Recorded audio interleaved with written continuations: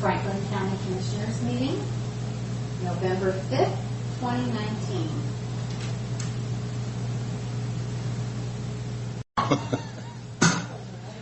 Good morning. It is 9 o'clock here for our regular Tuesday morning meeting for November 5th.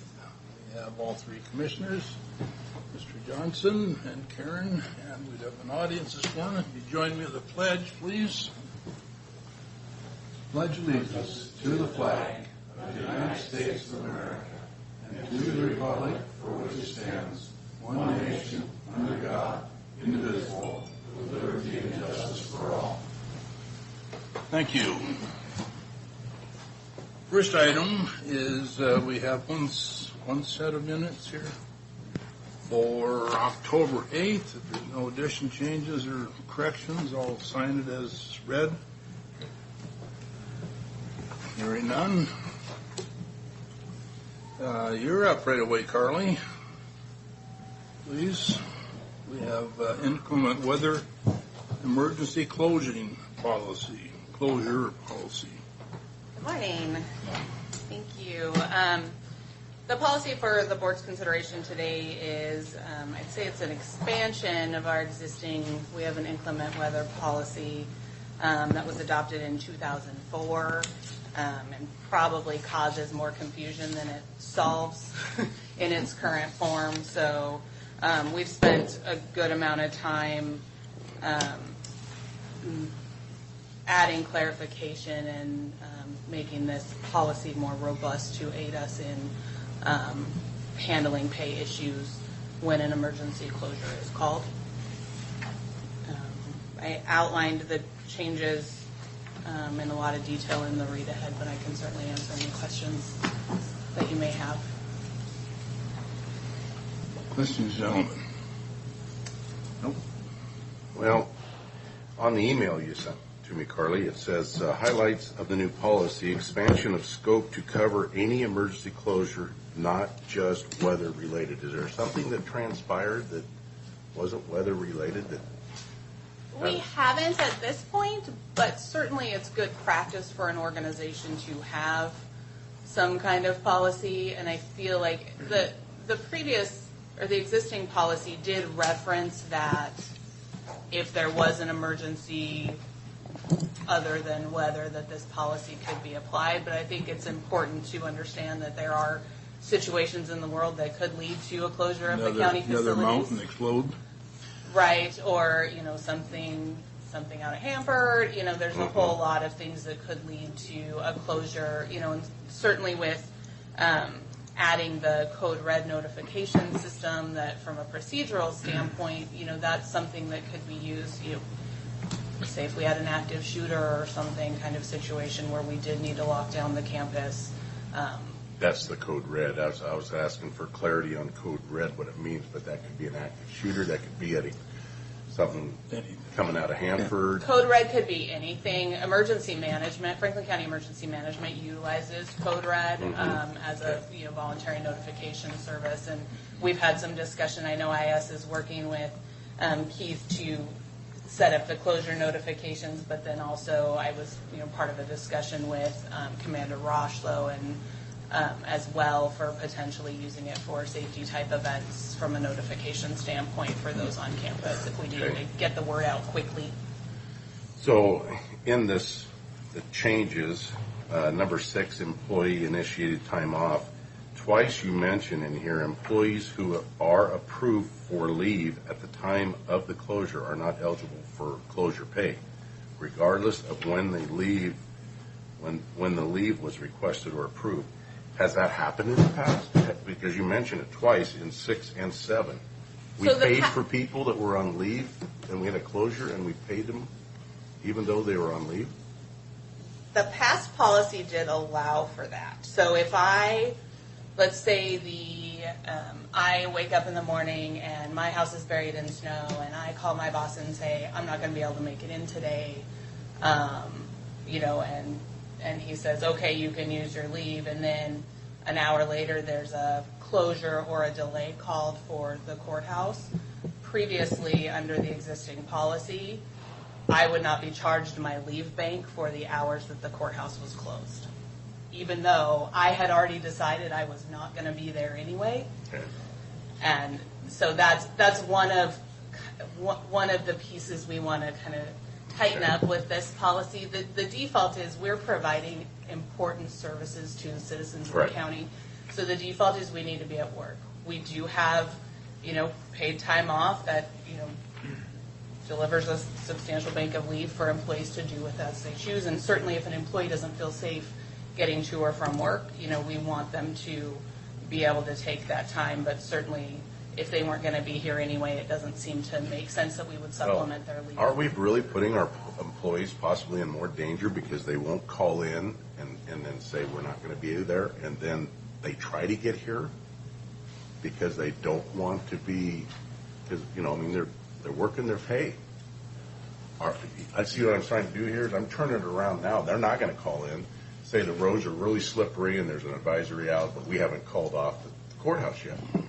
We haven't closed it down. So they get on the road trying to get here and get into an accident.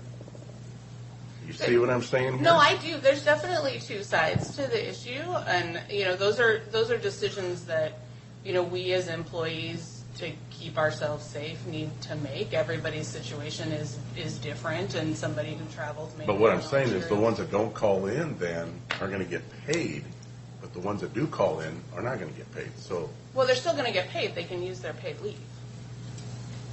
if they have any left. That's true. I'm just trying to figure this all out, and I'm just curious, as I know we got winter coming up, but why all of a sudden this came up on the agenda? I know we got some other pressing needs that we really need to address, like our census and redistricting these districts, getting these borders moved and stuff. And it just seemed to me puzzling that this was all of a sudden on the agenda. And the one thing, except it says on item 7, except as allowed under the separate collective bargaining agreement. So there are collective bargaining agreements that will override our policy here. Collective bargaining agreements are contracts that the board signs with individual bargaining units. Right. The terms of collective bargaining agreements will always override county policy. These are my questions. But also, if you think back in the near past, that Carly's been bringing policies to us pretty rapid, trying to clean them up. So this isn't just a knee-jerk issue here. I understand. If I may respond to that, it clearly was an effort to try to get this done before the snow flies, as they say out there. It's a matter, we've had some discussions around the concept the last couple of years, and when we've had to make delays or closures, it's fairly cumbersome, or has been a fairly cumbersome process, coordinating with the court system and other folks throughout the complex, and Public Works, et cetera. We recognize that during a weather emergency, or really for any emergency, county government does not get to close. We still have roads to clear. We still have public safety issues to address. But there are a number of functions that can be either delayed or closed temporarily without affecting public safety. And so that was the reason. And in terms of the timing of why it's on the agenda today, was we wanted to get this done before winter officially started. We had some cold days, and snow was threatened, and that's always a risk for us here. And just in commenting, too, about other emergencies, a couple of years ago when the tunnel out at Hanford collapsed, we received a warning to be on alert. We didn't end up having to close or delay any county functions, but those are the kinds of circumstances that might precipitate a notification of this kind. And so we've been, as she mentioned, working with this Code Red, which is a proprietary software to be able to notify people by cell phone, immediately text message, if there's something that they need to be aware of.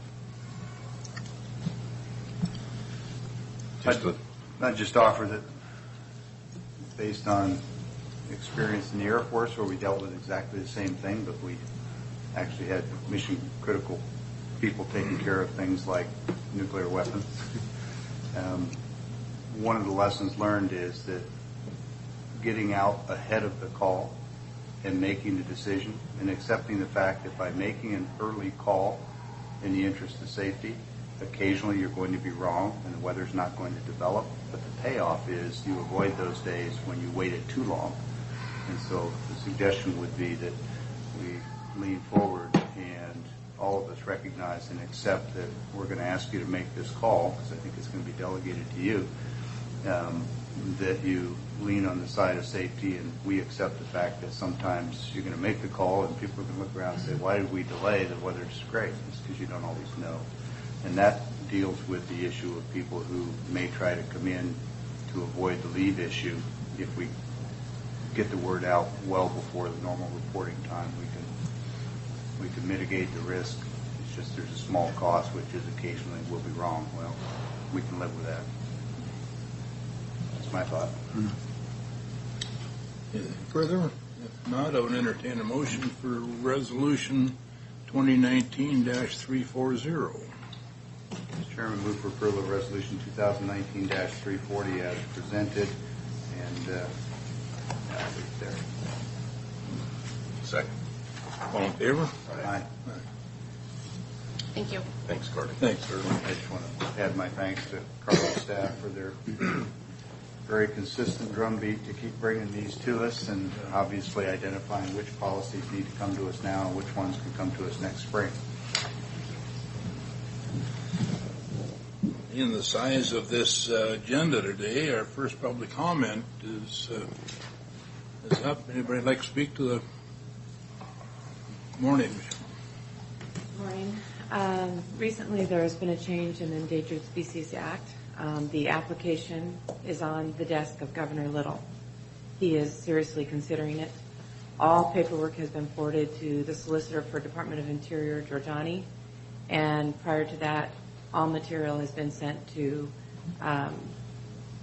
the R.D. James of the Civil Works and the Corps of Engineers, and they are preparing a response. I sent out an email that started with our legislative leaders, all of them that signed the letter against the dam breaching study, and I forwarded that to you this morning. I tried to get to that earlier, but I've had to make a lot of calls to see if they've gotten the email, and many did not. I had to resend, so I spent about 6 hours yesterday contacting people. So I'm calling on my councilmen that have laid the groundwork for this.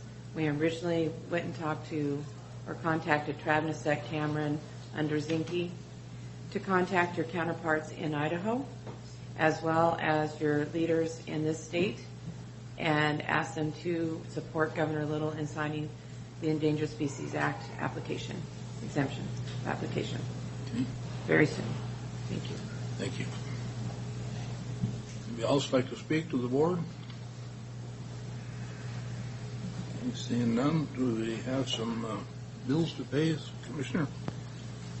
We do. Mr. Chairman, move for approval of fund expenditures in a total amount of $259,378.08. Note this has been reviewed by the county administrator and 2 people in the auditor's office. I second. All in favor? Aye. Aye. And next, move for approval of salary clearing payroll and emergency management payroll. Total amount $857,687.45. And this too has been reviewed by 2 people in the auditor's office. I second. In favor? Aye.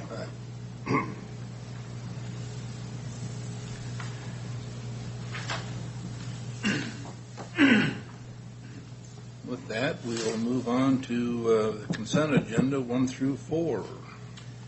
And Mr. Chairman, move for approval of consent agenda as presented with 4 items, and open for any and all discussion. I second with discussion on items 1 and 3. Okay. If I could, maybe, Matt, on item 1. I'm just curious because I'm looking at this and it's the new lease agreement, right, for the yard out there? Actually, this would be an extension of the existing lease. Yes. Yeah. Yes. Through the year here, being a new commissioner, I'm just sort of looking at all the accidents and stuff, and it seems like there's a telephone pole there that we're hitting all the time with some vehicles when they're backing up.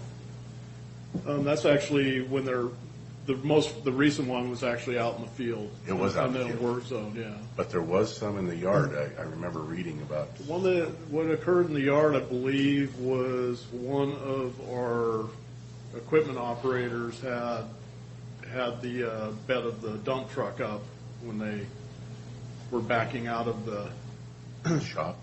shop. Oh, it wasn't a telephone. So we do have a pole out there, a light pole, but that's never been hit. We Okay. actually have stuff parked there. I was so- just curious before we sign the lease, maybe we might want to get them to remove that pole, because I remember a couple poles being hit. Yeah, and those are specifically light poles that we have in the. Are they obstructing can they be moved and have a Well, better you know, placement? it's one of those things that we're looking at with the yard, just from increased security, of actually increasing the lighting out there a little bit more, and there might be some better, where we actually have it more interior, Right. exterior to the yard, shining in the yard. So, yeah, those are. Putting the lights on the building possibly instead of Correct. having a pole. Is this the obligation of the leaseholder or of us? That would be of us, It would. yeah. Oh, okay. So it's kind of an interest, this lease is pretty interesting because the county actually owns the shop and the outbuildings that are in the yard. It is the yard itself that is actually the ports that we lease. So we don't lease the shop or the offices attached to the shop or any of the outbuildings. What this is strictly for the approximate 5 acres of the yard there, so. Okay, and that was my question, is if it was the leasee, which is the city of Pasco, correct? Is that, if I remember reading? No, we right? would be the leasee. Oh, we're the leasee, but the leaser or is the Is city the of Port Pasco? of Pasco. Yeah, Port of Pasco. That was my question, was if we needed to maybe get them to get that done for us before we sign the lease. But if it's our responsibility. That'd be nice if we could Yeah. see if they would join in on with us. I'm just on trying, that. as the farms I rent out there, when we Yeah. got things to do, we take it off the lease if we do it. And I Yeah. was wondering if maybe we could do the same here to make the yard more safe for the movement of equipment. Yeah, yeah, and those are definitely things that we're looking at. With that, we're also looking at increasing the camera footage that we have of the yard Okay. and all that. So we're kind of looking at a kind of more of an overall comprehensive view of the yard and the security, and certainly getting those types of obstructions out of the yard Yes. would be good. But Yeah, it just makes things. right now, we park equipment right next to it, so And don't get hit. so that those don't get hit. All righty, thank you, Matt. That was my question, is if that was the leaseholder's responsibility. And then on item number 3, I don't see Daryl here, but I'm just looking at this here. The range of this here for this juvenile justice center from supplies to exceed 5,000, but not to exceed 24,900. And we're just talking about towels and stuff here, and I was wondering, how could you possibly have that much of a vary? No, it says it's for purchases and leases, so there's other things Oh. than just, Purchases and leases. What are the leases? Because as I read through this, I didn't see anything that was being leased. It was Crown Paper, who won the quote, was, It's not just paper, but it's all janitorial supplies. but we don't It's lease. a resolution that was not passed specifically for this contract. It's a resolution embodying a policy that allows us, if we're renting or purchasing, that latitude in that price range. So there aren't necessarily any leases in this package. Yeah, so, I mean, that's a pretty broad range for janitorial supplies from 5,000 to 25,000. That was my question, is how we can have that sort of open-ended. And is this bent in Franklin County both, so our percentage of that is small. I understand. Those were my questions. okay. Seems like a pretty broad range of dollar figure. Motion and a second, all in favor? Aye. Aye. Aye. Well, that leads us to your agenda. Keith, please. Yeah, I don't have a lot to cover this morning, Commissioners. I would just note that we did receive our Department of Energy PILT payment last week that we had been anticipating. That came in at 100% of the billed amount of about a little over $892,000 for all districts. The county's portion of that's $188,000, but that equates to 100% of what we had hoped to receive. We know that it's subject to federal appropriation and availability. It's not always certain, but we are continuing some discussions with the Department of Energy and their accountants to look forward to what we can expect next year. They have made some requests that the treasurer, the assessor, and I are evaluating and maintaining that dialogue with them. Grant and Benton County as well, who participate in that program. So I can't say for certainty that we'll have 100% next year, but we will budget it accordingly and hopefully be able to keep that as a significant revenue source for us. And that's all the business I have for you this morning. If I might ask. Certainly. Yesterday I drove over to Asotin County and attended their county commissioner meeting, and the PILT payment was discussed heavily about the Washington State Fish and Wildlife that is buying another 3,000 plus acres up there that's going to give them a total of 12.25% of that county. They're claiming that the PILT is actually as great or greater than the property taxes collected by private property owners. Would you agree that this is true with the PILT payment that we're receiving from the federal government? The PILT payment that Asotin County receives is a little bit different than the one we do, or the one I've been talking about. Their money comes from the Department of Interior due to their ownership of federal forests and BLM managed properties. Ours is related specifically to Hanford properties. Yeah, and but having said that, the purpose of federal PILT payments is, as described, payment in lieu of taxes, is to be a functional equivalent of what property tax owners would pay in the event those properties were held by private ownership.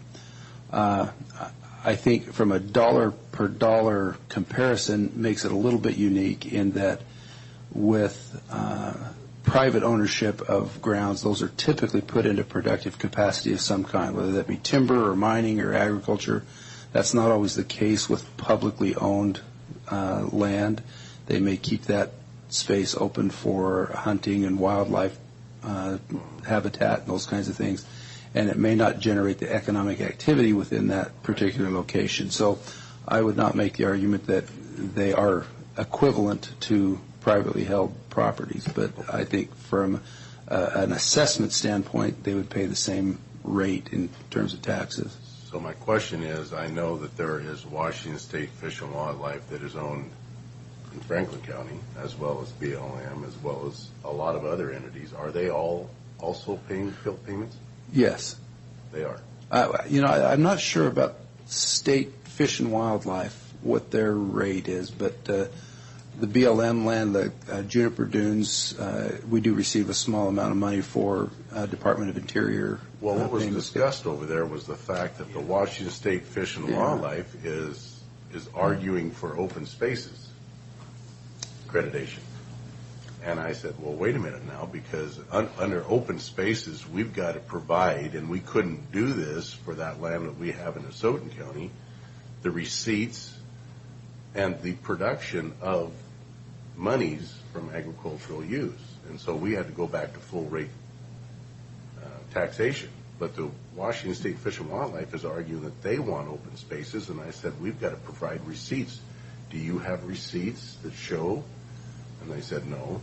Yeah. But the other thing is they're not producing nothing off of that. Right. So the whole aspect that they're going to get open space classification to me is a little ridiculous. And their PILT payment money is only guaranteed for one more year. And they're looking at buying more land. Our argument is, don't you think you should be putting this money into an account so that you are guaranteed that county PILT money to help that local government operate and run, to keep the roads up and everything, instead of buying more land? I don't disagree with you. Yeah. So this is one of the things that I'm trying to figure out, is how they can be out there buying more land, taking the private property owners' ability to own it, and filing for open spaces. And this is my whole discussion here that I wanted to have. Thank you. Just a note on that. I'm not a fan either of our state government coming in and using taxpayer dollars to pay what I think are inflated prices for lands. It drives up the cost for everyone in our county.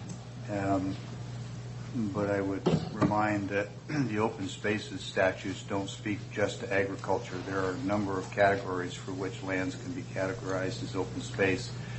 I don't take advantage of it for my own personal reasons, but the land that I have that is designated historic is eligible for open space tax exemption as well. So it's a pretty broad swath of lands that can be categorized that way. I'm not sure exactly which ones the state's looking to use, but it doesn't necessarily have to be ag production.